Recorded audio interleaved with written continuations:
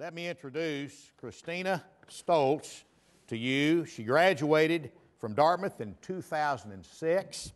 She embarked on a career in international human rights advocacy with a focus on human trafficking, commercial sexual exploitation, and domestic and sexual violence.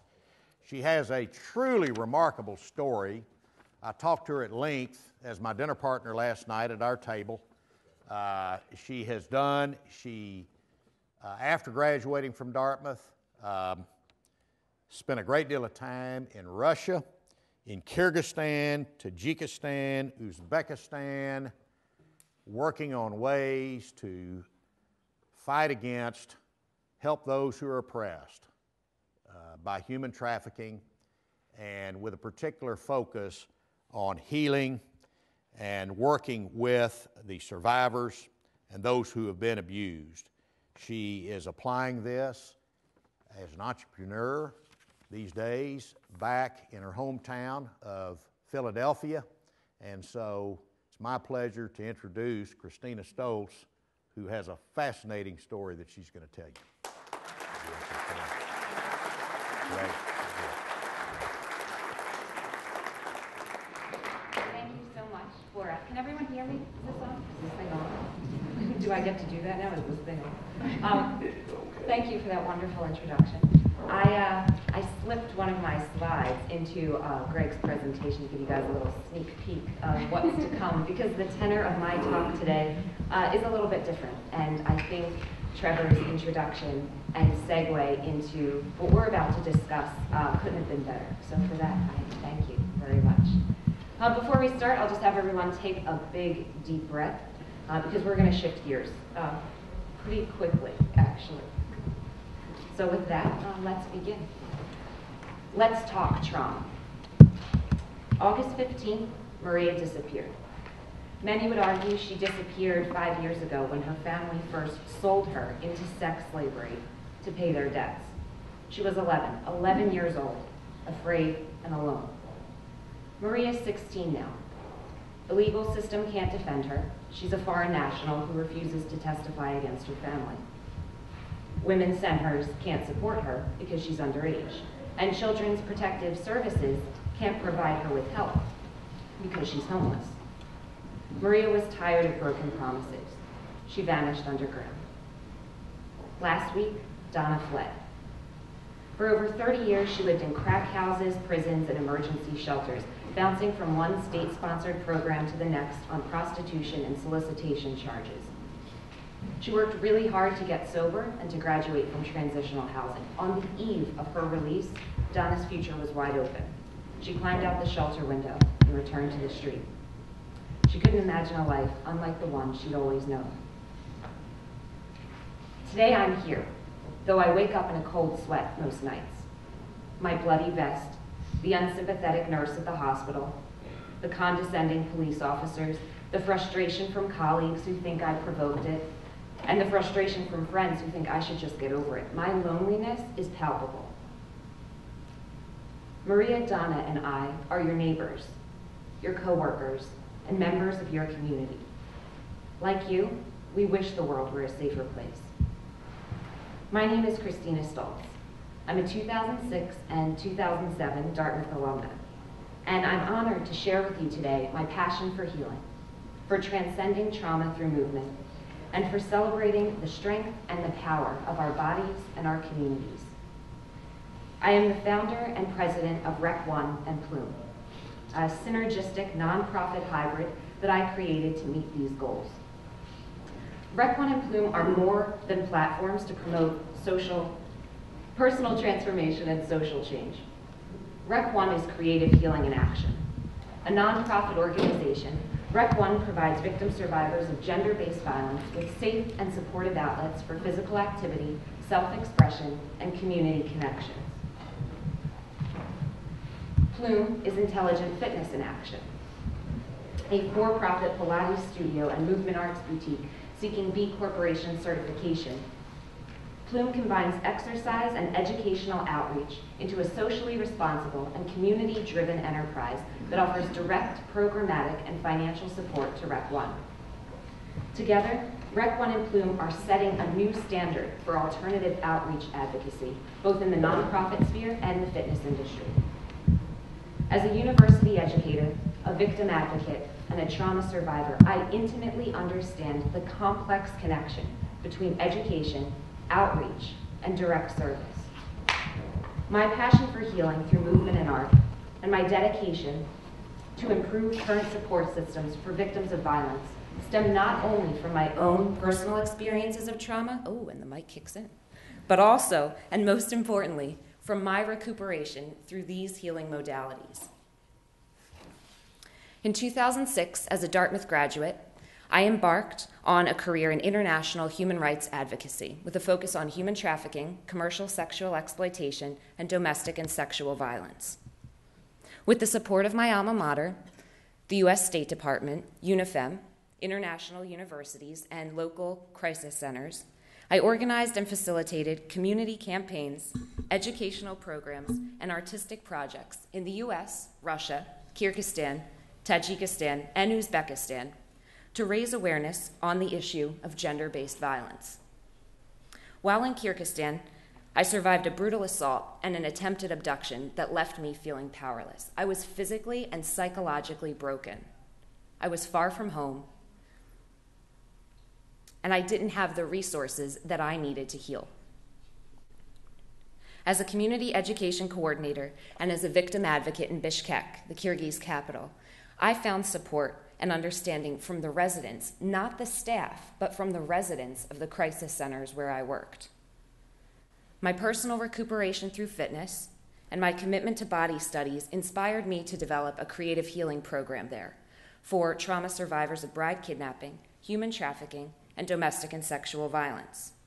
Together, the participants of this program and I utilize Pilates mat work, response writing, and alternative art to transform trauma and to heal through movement. Following the 2010 civil uprising in Kyrgyzstan, I returned to the U.S. and dedicated my professional pursuits to trauma, rehabilitation, and recovery. REQ.1 was born in Philadelphia on November 17, 2010, the day I walked into Dawn's Place, Pennsylvania's first and only crisis center and emergency shelter for victims of trafficking and commercial sexual exploitation.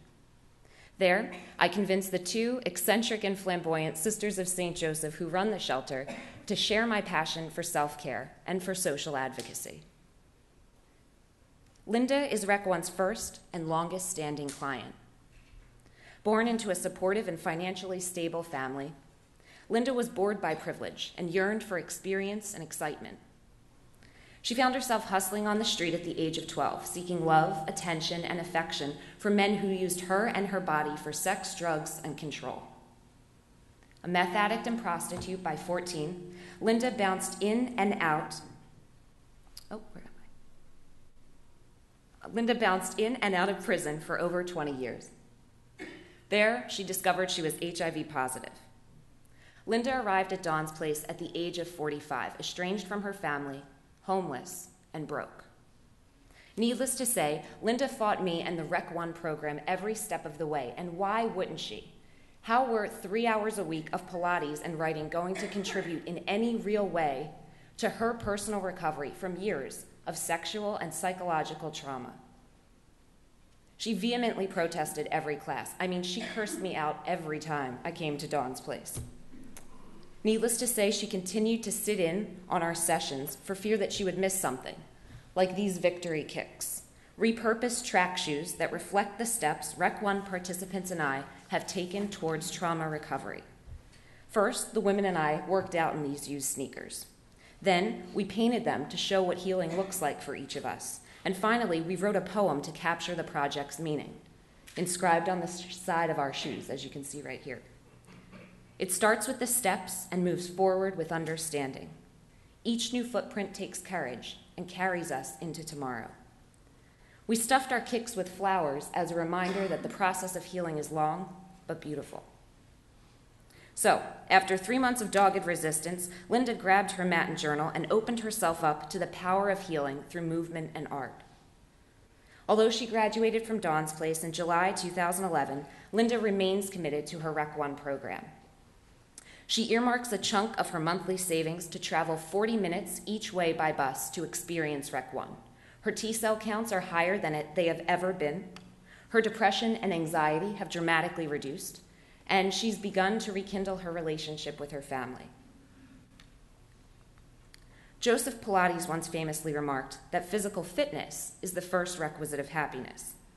REQ.1 takes this vision one step further by redefining the personal value and the social relevance of the mind-body connection. We utilize physical activity, play, and imagination to encourage self-reflection, build trust, and reframe trauma. Lifelines, for example, is one of REQ.1's most popular projects at Foyer, a REQ.1 affiliate crisis center for prostituted transgender youth. In it, REQ.1 participants and I combine the whimsicality of hula hooping with the power of personal narrative to chart our histories and to map our futures. Single words, phrases, and images represent formative moments that shape who we are and who we want to become. Unlike many social service agencies that categorize victimhood and trauma response, REQ.1 is a safe and supportive space for survivors to develop practical coping mechanisms to assess, address, and transform traumatic experience. It is also an opportunity for social service agencies to offer programs and models for healing that their budgets and staffs cannot systematically deliver. REQ.1 small group classes and private sessions add structure to participants' daily routines and provide them with creative strategies for managing the stresses of life, both in and out of transitional housing.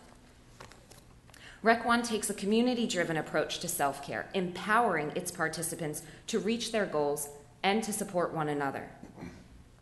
These charm tutus do just that, using a ribbon and string to celebrate our strengths and to symbolize our hope. What started as a Tuesday-Thursday exercise, writing, and meditation program quickly evolved into a full-fledged nonprofit organization with a firm legal infrastructure, tested training modules, and an exciting community-driven financial framework. At its core, REQ.1 was created to heal the community and to destigmatize victimhood. Ploome, its sister enterprise, was designed to support REQ.1 in achieving these goals. Ploome is a playground for adults, offering unique, affordable, and accessible fitness programs that celebrate body diversity and promote social responsibility. We at Ploome believe that inspired movement and empowered living begin with fun, dynamic, engaging, and balanced workouts that honor every shape and size. Our small group classes, from Pilates mat and yoga and Pilates apparatus to cardio bar, flow arts, and our signature champagne sundaes, which include homemade treats and mocktails, accommodate all ages, genders, and fitness levels. Ploome, however, is more than a Pilates studio and movement arts boutique. Like REQ.1, it utilizes physical activity to transform the body, to strengthen the mind-body connection, and to explore the joy of movement in a creative and carefree environment. Ploome espouses a workout, chill out, get out, help out model that directly involves its clients in the growth and development of REQ.1 through, among other things, the contribution of fitness clothing and equipment, educational materials, and art supplies to program participants. In turn, REQ.1 welcomes the Ploome community and the community at large to share its passion for healing through movement and art. Both REQ.1 and Ploome promote creative, physical expression and community advocacy. At their shared studio, REQ.1 and Ploome host monthly events and workshops that combine playful fitness and educational outreach to inspire social change. Together, REQ.1 and Ploome organized Dance Dance Resolution 2012, a DDR tournament to promote Human Trafficking Awareness Month. For those of you that don't know, DDR is Dance Dance Revolution, a wildly popular arcade game in the 1990s, which is, we're keeping alive at Ploome, really. They also sponsored Slam on the Silence to End Violence, a teen dating violence poetry slam to combat intimate partner abuse. In short, REQ.1 and Ploome are committed to keeping their participants, clients, and community informed on the issue of gender-based violence and encouraging them to inform others. As one event goer commented, "I never realized the magnitude of the problem or that I could be part of the solution." REQ.1 and Ploome are celebrations of diversity, wellness, and social responsibility. They were created to transform trauma and heal through movement. Their power is rooted in the commitment not only of their participants and clients, but also of their community. Together, REQ.1 and Ploome are relentless in the pursuit of personal transformation and social change. We've only just begun, and starting is really hard. We are dedicated to strengthening our foundation and our message. The REQ.1 Ploome hybrid is a viable solution to the growing demand for affordable, empowering, and practical mechanisms for self-care that nonprofit organizations, community outreach facilities, and fitness enterprises in the U.S. and abroad cannot systematically deliver. Today, I invite all of you. REQ.1 and Ploome, hello, are creative, healing, and intelligent fitness in action. It was important to go back to the title there. Today, I invite all of you to get fit and give back, to be active, engaged, and informed as you share in the fun and the innovation of movement that matters. Thank you.